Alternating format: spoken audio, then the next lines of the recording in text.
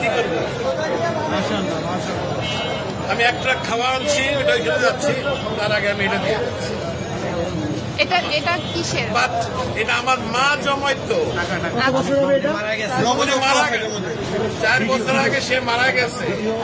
আমি জানি না এটার মধ্যে কি আছে, আছে অনেক কিছুই আছে, কি আছে আমি জানি, এটা আমি দিয়ে গেলাম।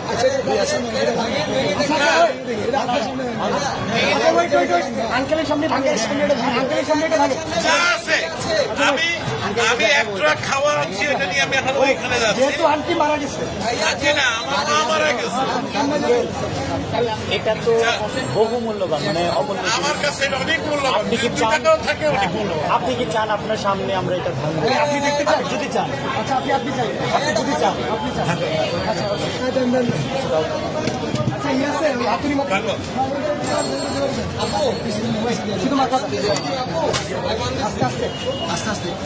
বাচ্চারা দেয় সাইকেলের পয়সা, আমার বয়স কিন্তু 65।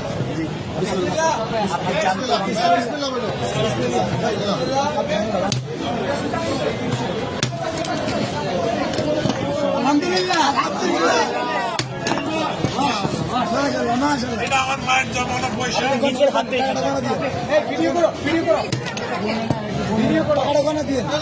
বলতে হবে না, আপনি এখানে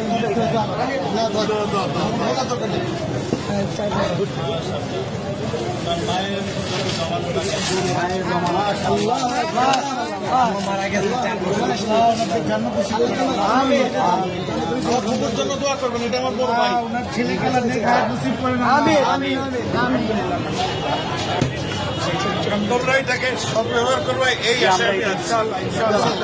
ইনশাআল্লাহ আমাদের জন্য দোয়া করবেন, নিশ্চয়ই আল্লাহ আপনার নিশ্চয়ই। আঙ্কেল, আপনাকে ধন্যবাদ আমাদের বৈষম্য বিরোধী ছাত্র আন্দোলনের উপর ভরসা রাখার জন্য। আপনার মৃত মায়ের মহামূল্যবান এই জমানো টাকা আমাদেরকে ডোনেট করার জন্য আপনাকে অসংখ্য অসংখ্য ধন্যবাদ। আমরা আপনার প্রতি চিরকৃতজ্ঞতা ঋণী থাকবো। আপনার আমাদেরকে অনেক মায়ের জন্য আমাদের সবসময় দোয়া থাকবে। Wish you all the best. Thank you so much. আমি কিন্তু একজন প্রবাসী, আমি এখন ওইখানে একটা ট্রাক মাল আছে কিন্তু আমার, আমি নিয়ে আসছি, এখানে দেওয়ার জায়গা নাই, আমি এখন ওইখানে ভাই আঙ্কেলকে টিস্যু দিন। পানি আছে, পানি আছে, পানি লাগবে। পানি আছে, একটা বোতল পানি দাও। আঙ্কেল আঙ্কেল আমাদের থেকে এক বোতল পানি নিয়ে যান, এটা আমাদের জন্য। এক বোতল পানি দাও আঙ্কেল, এটা আমাদের পক্ষ থেকে আপনার জন্য গিফট। আসসালামু আলাইকুম। আচ্ছা ভাই।